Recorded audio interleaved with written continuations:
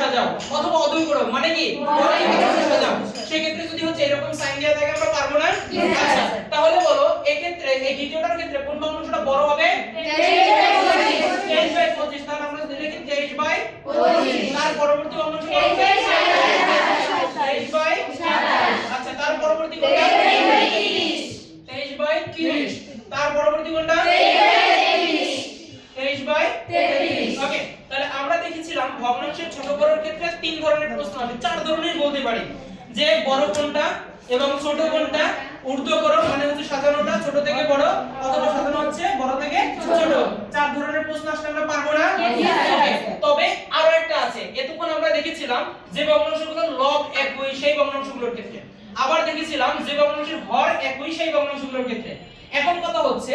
লব এবং হর একটাও একই না ভিন্ন ভিন্ন সেই ক্ষেত্রে আমরা কিভাবে করব এই প্রশ্নটা আসার সম্ভাবনা একটু আমাদের বেশি তাই না আমরা বলেছিলাম কিন্তু যে উপরে দুটো থেকে আসলে ভালো তবে আসার সম্ভাবনা কম নিচেরটার ক্ষেত্রে আসার সম্ভাবনা বেশি তাহলে চলো এইটা কিভাবে নির্ণয় করব এই ক্ষেত্রে তোমাকে বলছিলাম যে প্রথম যে আমাদের ভগ্নাংশ থাকবে এবং দ্বিতীয় যে ভগ্নাংশ থাকবে এই দুটো ভগ্নাংশের ভিতরে আমরা তুলনা করব কিভাবে দেখো আমরা বলেছিলাম কোনটি বড় তো তোমাদেরকে একটা কথা বলেছিলাম যে দুইটা ভগ্নাংশের মাঝে যদি তুলনা করি আমাদের দরকার বড় ভগ্নাংশটা আমাদের কোনটা দরকার তাহলে দুটোর ভিতরে তুলনা করলে একটা যদি আমরা বড় পাই তাহলে ছোটটা কি আর রাখবো তারপর হচ্ছে যেটা বড় পাই সেটার সাথে আরেকটা ভগ্নাংশের সাথে তুলনা করব তার দুটোর ভিতরে যেটা বড় পাবো শুধু বড়টাই রাখবো ছোটটা কি আর রাখবো তারপর ওটা বাদ দিব তারপরে পরবর্তীতে যেটা থাকবে সর্বশেষ ওইটার সাথে আবার ওইটার সাথে তুলনা করে সর্বশেষ যেটা বড় পাবো ওইটাই তো চূড়ান্ত পর্যায়ে সবথেকে বড় তাহলে বড় যদি চায় তাহলে দুইটা তুলনা করতে করতে যেটা সর্বশেষ বড় পাবো সেটাই বড় হবে আর যদি ছোট চায় তাহলে দুইটা তুলনা করব কিন্তু ছোটটা রাখবো বড়টা কি করব বাদ দিয়ে দেব কথা বোঝা গেছে সেই তুলনাটা কিভাবে করব তুলনাটা হচ্ছে এই যে দুটি ভগ্নাংশ আছে 5 এবং 7 এবং হচ্ছে 5 এবং কত 6 তুলনাটা হচ্ছে এই ভগ্নাংশের হরের সাথে এই ভগ্নাংশের লবের গুণ এই ভগ্নাংশের হরের সাথে এই ভগ্নাংশের লবের গুণ ওকে তাহলে দেখো 5 7 কত 35 এবং 5 6 কত 30 এইটা এইভাবে লিখবো অর্থাৎ আমরা যে দুটো ভগ্নাংশের মধ্যে তুলনা করছি সেই ভগ্নাংশ দুটাকে হচ্ছে একটি ভগ্নাংশের হর আর একটা ভগ্নাংশের লব আবার আরেকটা ভগ্নাংশের হর আর একটা ভগ্নাংশের লব এই যে গুণফলটা উপরে লিখবো লবের উপরে লিখতে হবে উল্টা গুণফলটা কোথায় লিখবো লবের উপরে তো যেই ভগ্নাংশটা দেখবা গুণফল বড় হইছে ওই ভগ্নাংশটাই কি বড় ওই ভগ্নাংশটাই কি বড় এই কথা বলো ওই ভগ্নাংশটাই কি বড় ওকে তাহলে দেখো আমরা যদি এই দুটো ভগ্নাংশের মধ্যে যখন তুলনা করছি এখানে পাইছি 30 এখানে পাইছি 35 বলো তো দুটোর ভিতরে কোনটা বড় আমরা বলেছিলাম যেহেতু এখানে চাইছে কোন ভগ্নাংশটি বড় তাহলে আমার ছোটটার দরকার আছে না তাহলে ছোটটা বাদ তাহলে আমরা পাইছি এই দুইটা এখন দেখো এই দুইটার মাঝে তাহলে এখন তুলনা করব এই দুইটার সাথে তাহলে কি করব এই যে লবের সাথে হরের গুণ করব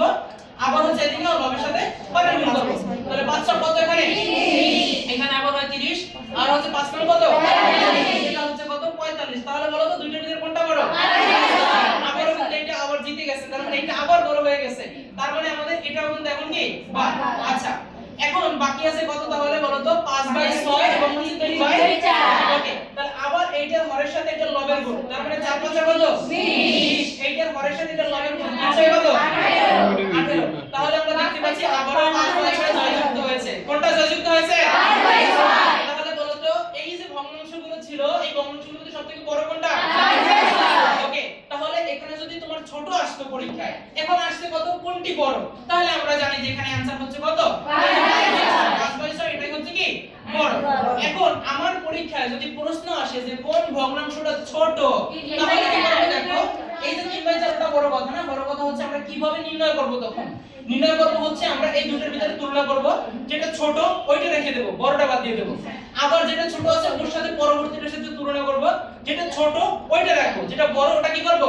বাদ দিয়ে দেব এরপরে হচ্ছে যেটা সর্বশেষ অংশ থাকবে ওইটার সাথে আবার আমরা তুলনা করব যেটা রয়ে গেছে ছোট ছিল ওটার সাথে তারপরে সর্বশেষ যে ছোট থাকবে সেই হবে কি আমাদের ছোট সংখ্যা মানে ছোট ভগ্নাংশ আর কি কথা বুঝতে পারছো তাহলে আমাদের নার্সিং এডমিশন টেস্টে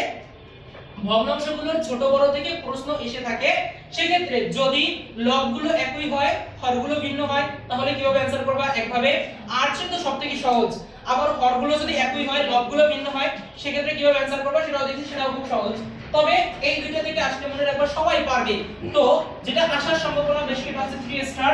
যে তোমাদের ভগ্নাংশগুলোর লব এবং হর কি একই থাকবে না। তো আমি তো চারটা দিয়ে দেখেছি, তোমাদের দুইটি আসলে তো তাহলে তো আরো সহজ, দুইটা আসলে আরো সহজ না? দুইটা ভগ্নাংশ দিবে, দুইটা ভগ্নাংশের ভিতরে বলবে কোন ভগ্নাংশটা বড়, তাহলে আরো সহজ হবে না? ওকে, সবাই কি এটা ক্লিয়ার? যদি সবাই ক্লিয়ার হও আমি একটা অঙ্ক দিব, এখন তোমরা করবা, কেমন?